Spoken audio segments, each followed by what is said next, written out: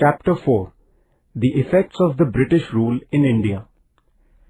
The British East India Company brought nearly the whole of India under its control during the period from 1757 to 1856.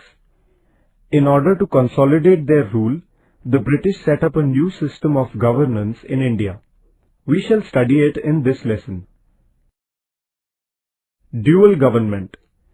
In 1765, Robert Clive introduced the system of dual government in Bengal. The East India Company took over the function of revenue collection. The function of maintaining peace and order was left in the hands of the Nawab of Bengal. This system is called dual government. The ill effects of this system of dual government began to surface after a while. The company officers pocketed the amount collected as revenue from the common people. Many British merchants were envious of the East India Company as it had been granted the monopoly of trade with India. There was a lot of criticism in England against the governance of India by the East India Company. The British Parliament, therefore, passed certain important acts to regulate the company's administration in India. Acts passed by Parliament. According to the Regulating Act of 1773, the Governor of Bengal was raised to the position of Governor-General.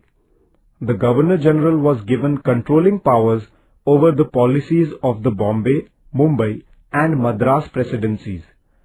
A 4-member committee was appointed to assist the Governor-General. Pitt's India Act was passed in 1784.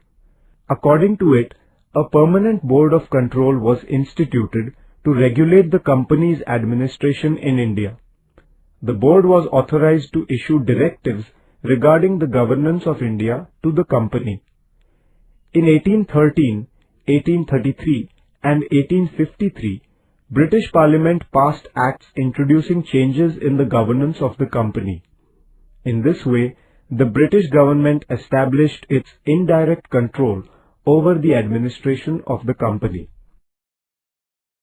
With the advent of the British power, a new administrative system was set up in India. The civil service, the military, the police force and the judiciary were the main pillars of the British administration in India.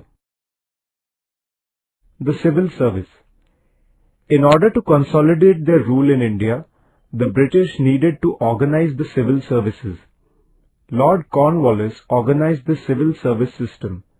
It became an important organ of the British administration. He laid down a rule that a civil servant should not be engaged in private trade. In order to ensure this, he raised the salaries of the company's officers. For the convenience of administration, the territory under the control of the British was divided into districts. The collector was the head of the district administration. Revenue collection, administration of justice, and the maintenance of peace and order were his responsibilities. Officers were recruited to the Indian civil services through a competitive examination. The military and police forces. The military was to protect the Indian territories under the control of the British, to secure new ones, and to quell any uprisings in India against the British. The function of the police force was to maintain law and order in the country. The British introduced a new judicial system in India based on the one in England. Each district had a civil court for conducting civil cases and a criminal court for trying criminal cases. High courts were established to review the judgments delivered by these district courts.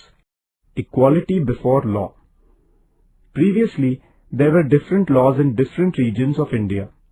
While dispensing justice, differentiation was made in accordance with the caste. The Indian Law Commission, established under the chairmanship of Lord Macaulay, codified laws. These codified laws were applied uniformly all over India. The British established the principle of common law.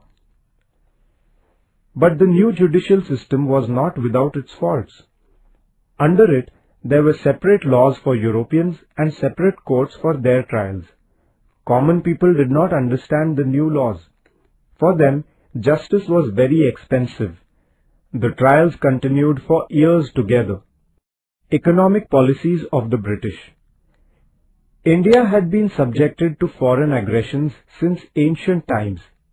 Many of these aggressors settled in India permanently. They assimilated the Indian culture. Although they ruled here, they did not introduce any fundamental changes in the economy of India. This was not the case with the British. England was a modern country. As a result of the Industrial Revolution, capitalist economy prevailed in England. In India too, the British brought in an economic system to nurture that economy. This resulted in financial gains for England, but Indians were subjected to economic exploitation. Land revenue policy. Before the beginning of the British rule, the village economy in India was self-sufficient. All the needs of the villagers were fulfilled locally with the help of agriculture and other industries. Land revenue was the chief source of income of the state. During the period before the British rule, land revenue was assessed according to the condition of crop. If the crop failed, the land revenue was waived. The revenue was collected mainly in the form of grains. Even if there was a delay on the part of the peasants, their land was not confiscated. In order to increase the revenue, the British made some important changes in the revenue system. They measured the land and fixed the revenue on the basis of the area. They made it compulsory for the peasants to pay land revenue in cash at a fixed time. They made a rule that failure to pay land revenue in time would result in the land being confiscated. The system that the British used to collect land revenue differed from region to region in India. Peasants were exploited everywhere in India. Effects of the new land revenue system. The new land revenue system adversely affected the rural life in India. In order to pay the land revenue, peasants began to sell their farm produce at whatever price they could get. Traders and the middlemen began to buy agricultural produce at an unreasonably low price. At times, the peasants were forced to mortgage their lands with the village money lenders in order to pay the land revenue. Thus, peasants became debtors. If they failed to pay their debts, they had to sell their lands. The government, the landlords, the money lenders, the merchants, all of them exploited the peasants. Commercialization of agriculture. Previously, peasants mainly produced grains. The grain was used either for their own household consumption or for meeting the needs of the village. The British began to encourage the production of cash crops such as cotton, indigo, tobacco, tea, etc. This shift of emphasis towards the production of profit-yielding cash crops rather than food grains is known as the commercialization of agriculture. Reforms in transport and communication. The British provided modern facilities of transport and communication for the purposes of administrative convenience and growth of trade. A highway connecting Calcutta, Kolkata with Delhi was built. In 1853, a train began to ply between Mumbai and Thane. In the same year, the British started a telegraph system in India. This facilitated the communication between the major cities and military centers in India. The British also introduced the postal service. All these reforms had far-reaching effects on the social life in India. Communication between people belonging to different regions in the country improved greatly. This helped in strengthening a sense of unity among them. Decline of traditional industries. The British government used to levy heavy duties on goods exported from India to England. On the other hand, the duty on goods imported into India from England was far too less. The goods coming from England were factory-made and therefore they could be produced there on a large scale and at a low price. The Indian artisans found it difficult to compete with these inexpensive goods. As a result, some of the industries in India had to be closed down. many of the Indian artisans lost their livelihood. Growth of new industries in India. Indian entrepreneurs could not come forward in large numbers because of the lack of government support, lack of capital, and of experience of management. But there were some Indians who overcame these difficulties and succeeded in laying the foundation of Indian industries. Kawasji Nanabhoy started the first cotton textile mill in Mumbai in 1853. The first jute mill was started in 1855 at Rishra in Bengal. Jamshedji Tata established Tata Iron and Steel Company's steel producing plant at Jamshedpur in 1907.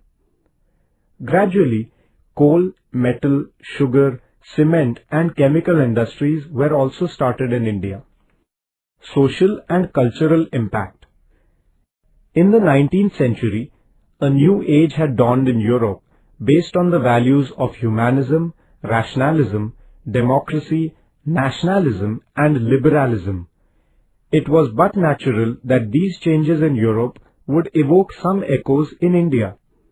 In order to run the administration, the British wanted to get acquainted with the Indian society. For this purpose, they started studying the Indian traditions, history, literature, arts, music and even the local flora and fauna. Sir William Jones, a British officer, founded the Asiatic Society of Bengal in Kolkata in 1784. Max Müller, a profound German thinker, was a great scholar of the religions, languages and history of India. The examples set by these people made the newly educated Indians aware that they, too, should study their own religion, history and tradition.